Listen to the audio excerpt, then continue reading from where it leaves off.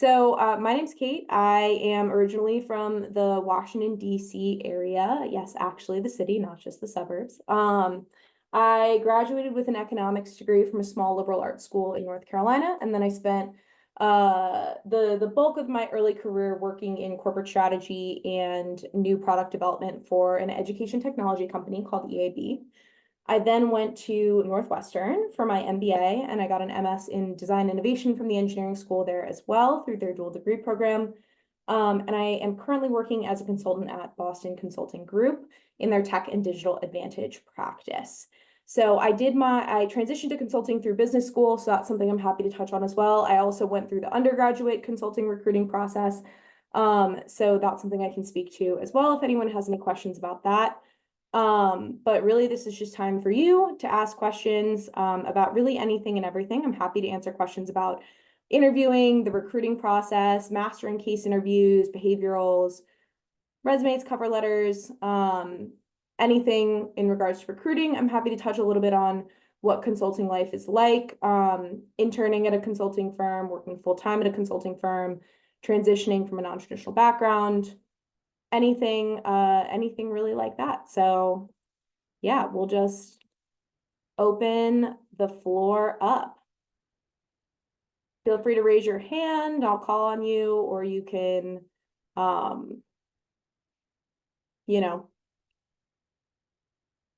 jump in, put something in the chat. Happy to answer that way as well, if you prefer. Hi, Kate. This is Ali. Hi. Hi. I would like some information about how experienced hiring works. So people who are brought in through the experienced hire process. I had previously applied to advanced degree as an advanced degree candidate from Johns Hopkins. I got the job, but there were visa issues. Now I am working in a job, so I'm trying to get into the consulting space again now that I don't have the visa issues. But I would be coming in as an experienced hire. If you could just talk a little bit about the steps for that. Yeah, absolutely. So experienced hiring is the actual interview process, and the process you'll go through once you're in pipeline is similar to any other interview process. So you'll go through an initial screening. Typically it's an online case, so they call it CASE. It's a case bot for BCG. For Bain and McKinsey, it's similar kind of game. So Test Gorilla for Bain, and McKinsey does something called Solve. So you'll do initial kind of online round once you've submitted your resume and your cover letter. Once you've passed that round, you may do a live kind of first round with a partner, or you may jump straight to a live final round. It depends really on the firm, and it depends on the time of year and kind of urgency of hiring needs. The most important thing with experienced hires to know is that experienced hiring, while it happens all year round, they're typically looking to fill specific slots. And so your success with experience hiring can be very dependent on the time of year that you apply. It can be very dependent on kind of what's the office you're applying to, what are the specific needs. Typically, when experience hiring is kind of most advantageously positioned is right now. So between basically the end of November through January through the spring, so think through April, May, that is when you see kind of this dip in incoming hires. So if you think about like undergraduate and graduate recruiting, you have classes of people that are coming in that get start dates everywhere between June and then January. So there's this gap that happens right after January through the next upcoming June, where they don't have kind of pre-planned incoming waves of students coming in. And they also have a lot of people who tend to leave at this time because you typically get your end of bonus. You don't owe back, if you've gotten money for school. A lot of people leave right after the holidays, after their 401k vest, their bonus vest. So you have kind of this exodus of existing consultants, and you have this gap with new people who are coming in. And so experienced hiring tends to be best positioned about this time of year. So that's something certainly to consider, but the actual interview process and the process of applying and securing the job is the exact same steps of interviews and the importance of networking. All of that's the exact same as it would be for someone applying out of an advanced degree program, an MBA, et cetera. Does that help? Okay. Okay. That is very helpful. Thank you so much. Yeah, of course. I've worked with a lot of experienced hire candidates, and I know it often feels very opaque and confusing. So happy to bring a little clarity there. Yeah. Okay, thank you so much. And does the reference program still work for the experienced hires as well? Okay. Absolutely. These are really important no matter what position you're applying for. Okay, sounds good. Thank you. Feel free to raise hands or just shout them out, whatever's easiest.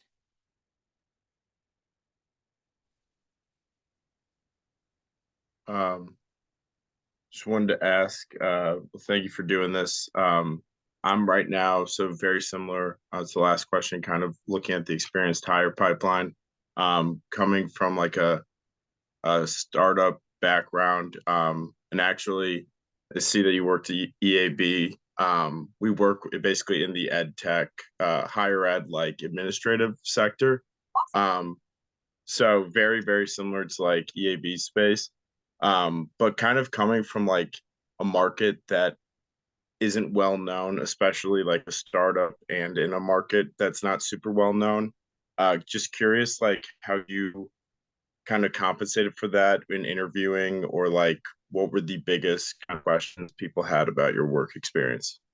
Yeah, that's a great question. So I talk a lot about this a lot with people who are working on kind of writing their resumes or writing their cover letters who are coming from similar, either non-traditional backgrounds, startup backgrounds.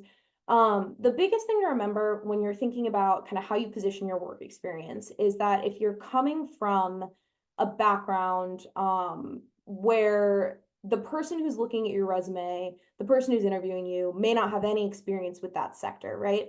So you have to do a lot of contextualization of the impact of your work.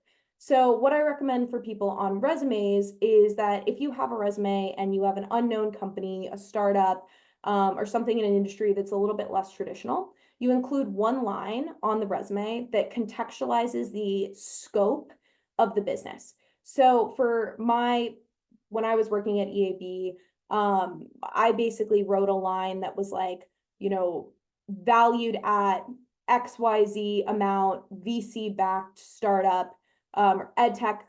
It was a startup when I started there. It was probably mid-sized by the time I left, but and then I put the number of universities that we work with. So we work with over 1,200 universities and high schools across the country.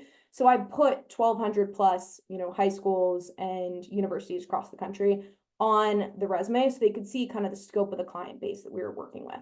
So that's one way to kind of indicate impact and scale of what you're doing on the resume or the cover letter. So to contextualize the business for them, to give them a number to anchor to. So think evaluation, VC or private equity backed is always something that I would like you potentially point out.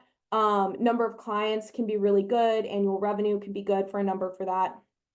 And then as you go into interviews, I think, again, contextualizing in every kind of behavioral question that you get asked, what your role was on that team, the impact that you were able to drive for your team and for your clients becomes really important, because at a smaller company, at a startup, or if you're working at a nonprofit, for example, you can often have a lot of outsized impact at a relatively earlier age. So while your title may be analyst, or your title may be, associate or something like that, you actually could be doing work that's more really at the scale of a partner or even a director.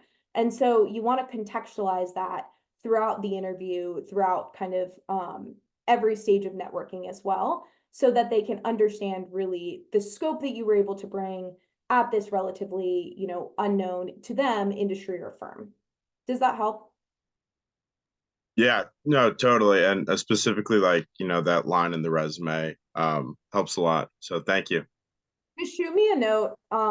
If I'm happy to review any language, especially if you're in the education space. So just shoot me a note. That'd be Offline. great. Thank you. Awesome. Let's do Declan first, and then we'll go to Rifat. And I'm monitoring the chat as well. So I'll Zoe and then the other person in the chat. I'll come to your questions in a second there. Hey, Kate, can you hear me? Yeah, how are you? Doing well. How are you? Good. Good. Thanks for taking the time to do this. I had a specific question about how important getting like referrals are when it comes to the recruiting process, and if it's company specific. Well, company specific, sure, but if it's office specific as well, if you should really hone in on one location and be trying to get referrals from that location, or if it doesn't matter as much. Thanks. No, great question. And I think that that's something that often can feel the referral and the whole networking game with consulting can feel really overwhelming. So happy to speak to that a little bit. So specifically to your question about referrals, I think in general referrals are really important, especially if you're coming. So it depends on the recruiting path that you're coming into, right? If you're coming from undergrad or a graduate program, especially MBA, typically there are really formalized networking pipelines if you're coming from target schools. And so I recommend people who are coming from a target program, who are kind of in those existing networking pipelines, utilize those as much as possible. If you're coming from a non-target, or if you're coming as an experienced hire, networking becomes infinitely more important. And the reason is because you need people, who are advocating for you to take one of those spots that would otherwise go to someone, designated in these specific pipelines. And so I think the best referral that you can get is the strongest connection that you have. And ideally, that strongest connection is in the office of your choice, right? Again, it's very firm dependent, but firms like Bain and BCG, for example, really recruit at the office level. And so having people in the office pulling for you becomes really important. I always recommend that you leverage any kind of alumni network that you have access to. Even if you come from a non-target school, it's likely that someone in your network at some point has ended up at one of these firms. And then use what I call it monkey branching, which is basically, if you think about monkeys, they swing from branch to branch and like reach out and catch the next branch before they let go of the other one. And basically that's what you want to do with networking conversations. The closest person to you who works at the firm is the best first person to talk to. So that could be a friend from college, a friend from graduate school, maybe someone you worked with in an old company, and then ask them to try to get you in touch with someone in your desired practice area, in your desired office, potentially. You can also ask a recruiter directly to put you in touch with someone in a desired office. And then ideally you use that person once you have that connection to, meet more people, get more conversations on the books. That's my take on networking, how I recommend people go about it. But referrals are absolutely important. You never really want to directly ask, especially during a first conversation, but typically people will offer. They know that's what you're looking for. And I'm happy to speak to that more once we get through a couple other questions if you have more questions on that. Thank you. Yeah, definitely. Thank you. Awesome. Okay, let me quickly answer one or two questions from the chat, and then I'm going to come back because I know we have a couple people waiting on the line. Okay, Zoe, quickly to answer your question, Zoe asked if there are any tips for partner chats. My biggest tip for partner chats, especially anyone who's involved in recruiting, is don't treat it like an interview. Really treat it as an opportunity to get to know the company better and to see if both the personalities that you'll be working with are a good fit, as well as, wanting to demonstrate that you're a real person, right?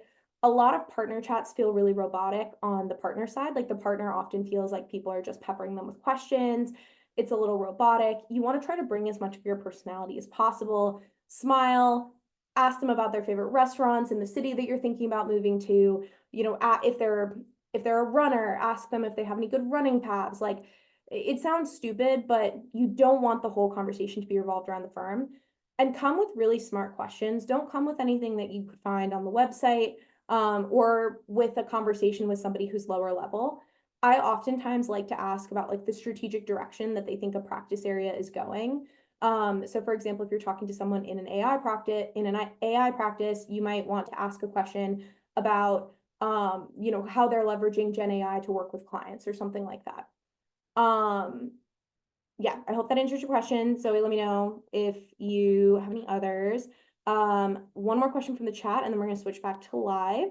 So if I'm in consulting in a small company and in 2 years, I had hands-on experience with different clients in different sectors, How can I present that in my resume? What I typically recommend is that you'll have like a heading that is the company that you've worked at. So that would be your small consulting company. And then you could have a subsection that says selected client experience. You obviously want to anonymize all the key details about your clients, Fortune 500 company in the semiconductor industry valued at XYZ, as opposed to, the name of the company.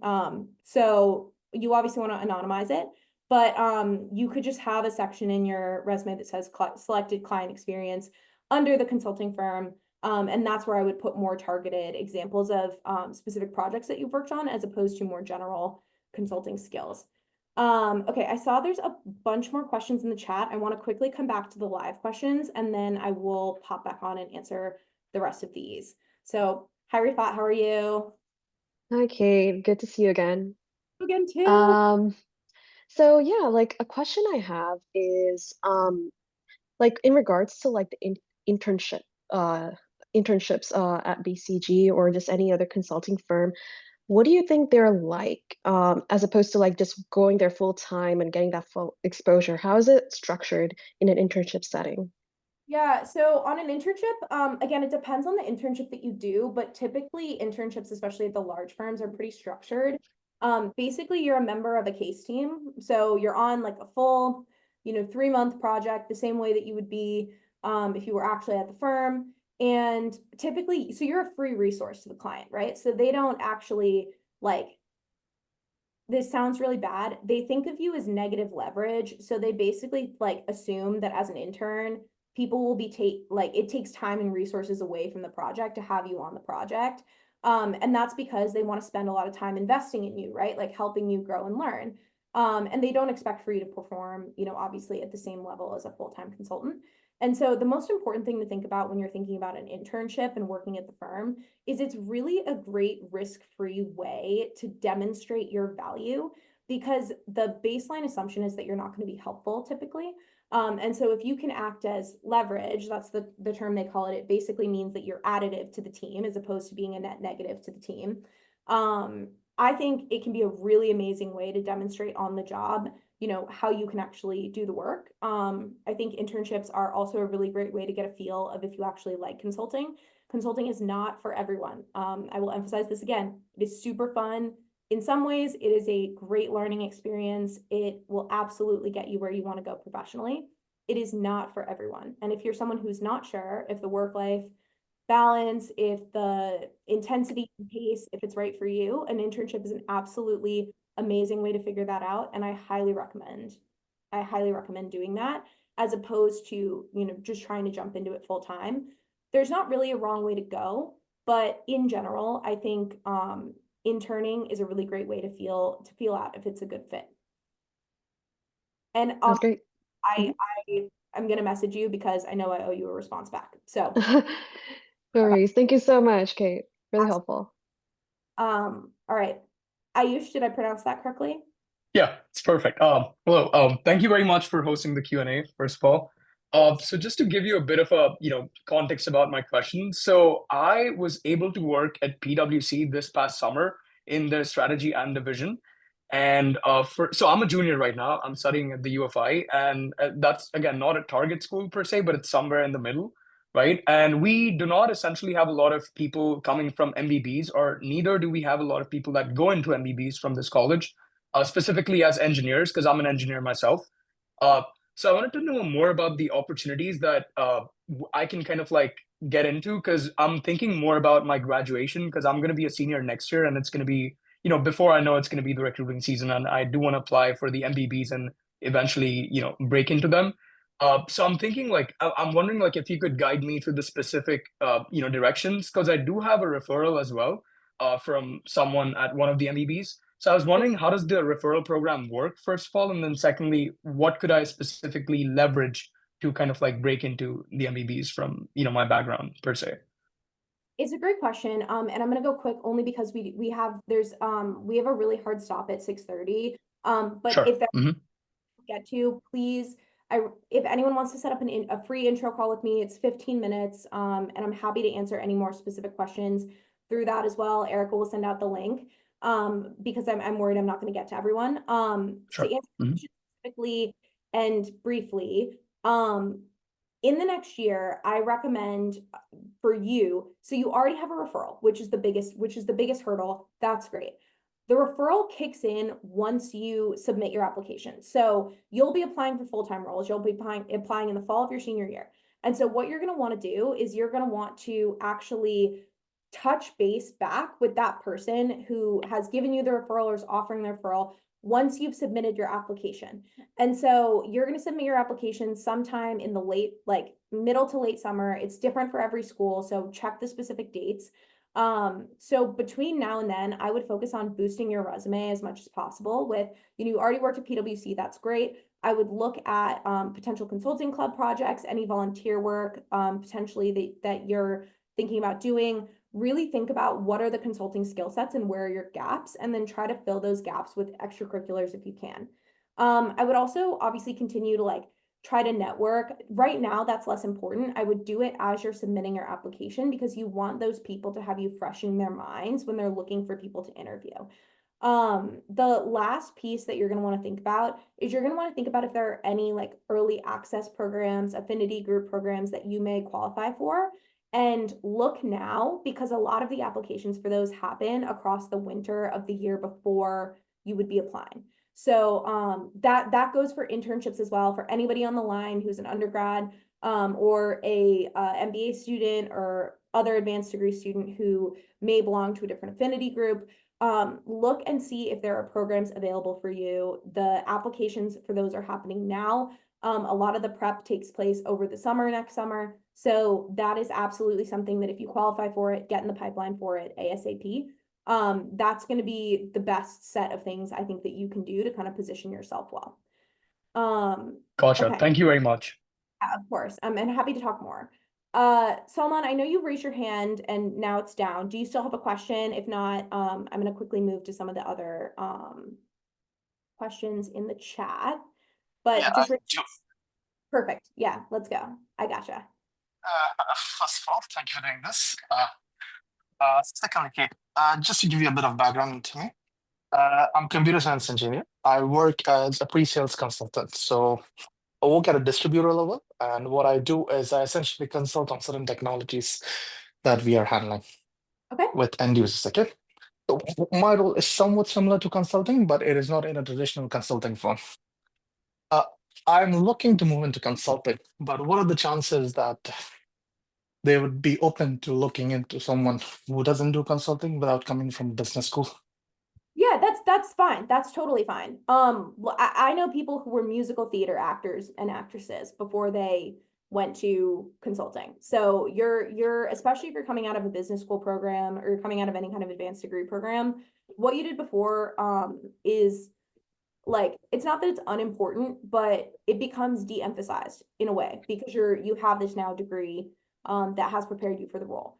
What I always people coming from technical backgrounds, which it sounds like you may be tech adjacent or pretty technical in your role, is try to uplift what you're doing and focus on the skill and the impact generally. So you can look up, I mean, I have a list of them, but obviously you can just Google it as well, like the kind of core consulting competencies or consulting skills. Try to make every single one of those is emphasized on your resume. And also want to make sure that you move away from technical language. Downplay what you've done, but it's sure that it's accessible.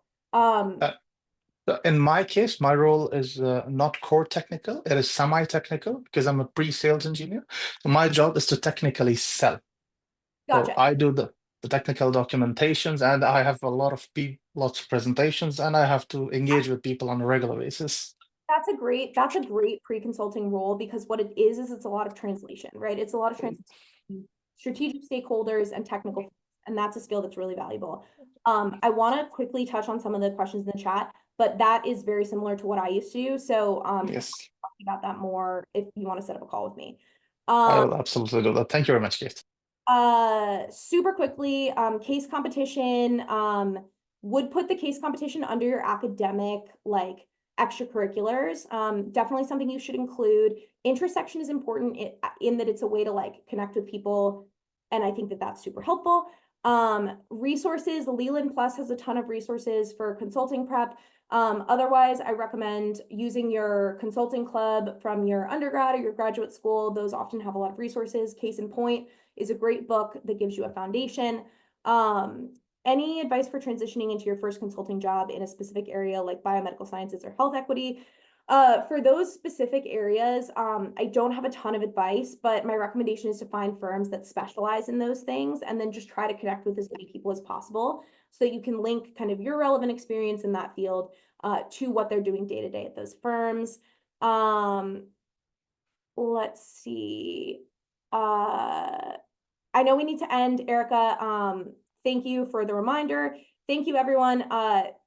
If you want to either set up a free intro call with me or book time, it's a 15% discount, not a 10% discount.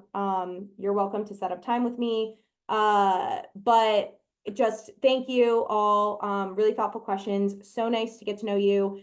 Yeah, and leave me a review if it prompts you to do that. That would be really helpful for me if you enjoyed and thought that I was valuable. Erica, anything else?